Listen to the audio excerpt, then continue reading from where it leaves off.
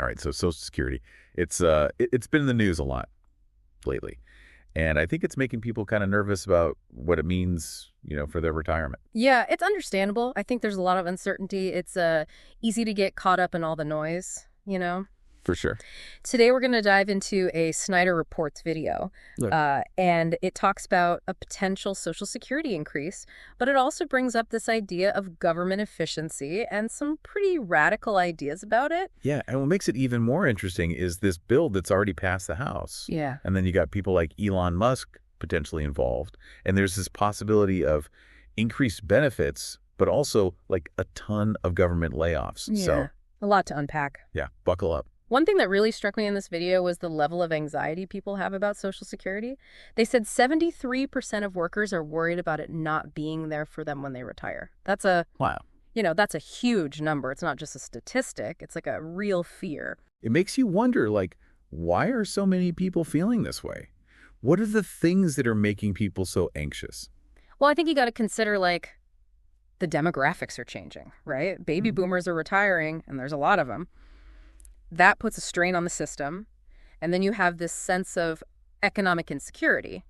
Wages aren't really going up that much for a lot of people, and everything costs more. Right, so people are seeing their paychecks not going as far, Mm. and they're thinking about retirement and, like, is Social Security even going to be enough? Exactly. And that's where this Social Security Fairness Act comes in. It passed the House recently, and it's trying to solve a problem that affects certain professions more than others, like teachers, police officers, firefighters. Okay, so how does this Fairness Act work? Does it just give everyone a raise, or is there something else to it? Well, no, not quite. It deals with this thing called pension offsets. So these professions that I mentioned, they often pay into both Social Security and a separate pension plan. But because of the rules, their Social Security benefits can actually get reduced Hmm. because they're also getting a pension. So this act is trying to change that, make sure they get a fair amount of the benefits that they earned. Gotcha, so it's like a targeted approach Yeah. to fix this problem for certain people. But then the Snyder Reports video brings up another idea, right? The Department of Government Efficiency. Right. And that's where it gets really interesting Yeah. and maybe a little controversial. Okay, so let's talk about this efficiency department. It sounds like something out of Silicon Valley. It kind of is. The source suggests that Donald Trump is proposing this new department, and the names they're talking about to lead it are pretty big names. Elon Musk and Vivek Ramaswamy. Their goal is to cut government waste, like a lot of it. Yep. They're talking about potentially cutting the number of federal agencies by 75%. Wow, 75%. Yeah. Yeah. Yeah, that's right. And that could mean like massive restructuring and potentially like mass layoffs of federal employees. They're talking about hundreds of thousands of jobs. Wow, that's a lot of people. I mean, cutting that many jobs, like, wouldn't that affect the whole economy? Oh, yeah, definitely. It's a major concern. But the video also presents this as an opportunity. The idea is that all this money saved from these layoffs could go to other places. Okay, so instead of paying salaries, this money could go to things like paying down the national debt, I guess. Exactly. Or it could go towards reducing taxes. They specifically mention like income tax, taxes on tips and overtime, even taxes on Social Security benefits. I mean, yeah, lower taxes. That sounds good to a lot of people. But wouldn't reducing taxes also mean less money for the government? How would that work long term? That's the big question, right? It's like this balancing act. Some people say tax cuts actually help the economy grow, so eventually you get more revenue, but others are worried that it could make the deficit worse, and then that could hurt programs like Social Security. Right. And that brings us back to this issue of Social Security solvency. The source reminds us that if nothing changes, benefits could be cut by like 22 to 23% by 2034. Yeah, that's a real possibility. And it's important to understand what solvency actually means in this context. It's about whether the Social Security Trust Fund has enough money to pay out the benefits to people who are retired now and people who will retire in the future. Projections show that the fund could run out of money within the next decade or so, and that would lead to those benefit cuts. So if the trust fund runs out, does that mean Social Security just goes away? No, not necessarily. It's more likely that benefits would be reduced or the whole program would have to be restructured. But it's definitely a serious issue. And it raises the question of whether these changes they're talking about, the efficiency department and the tax cuts, would they help Social Security or would they make things worse? It's almost like we're trying to fix one problem, but then creating another one down the line. It is. And that's why we need to look at it from all sides. Like some critics say that reducing taxes might seem good right now, but it could actually speed up the path to insolvency for Social Security.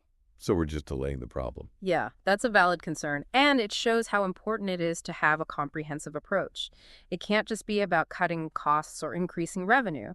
You need a strategy that addresses both. Okay, so we've talked about cutting taxes and insolvency, but the source also mentions some potential good things, right? Like increasing benefits or changing the COLA. Yes, those are definitely possibilities that are being discussed. Remember, they say the money saved from government layoffs could be used to increase benefits? Okay, so more money for us when we retire. Well, potentially. But we have to be realistic. Would the savings be enough to actually boost benefits significantly? And would those increases keep up with the rising cost of living? Those are tough questions. And then there's that thing about changing the COLA, the cost of Yeah. living adjustment. I mean, if the COA doesn't keep up with inflation, then our money buys less every year, right? Oh, yeah, for sure. The TRLA is supposed to make sure that Social Security benefits keep up with rising prices. But some people say the current formula doesn't really reflect how much seniors are actually spending, especially on things like healthcare and housing. So could changing the COLA formula help? Would that give retirees a better safety net? I mean, that's the goal. There are different ideas about how to change the COLA calculation, but any changes would have a big impact on whether Social Security can survive in the long term. It seems like every solution has its own problems. Social Security is complicated. It is. And it's important to remember that this isn't just about numbers. It's about people's lives. Millions of Americans depend on Social Security. It's what allows them to retire.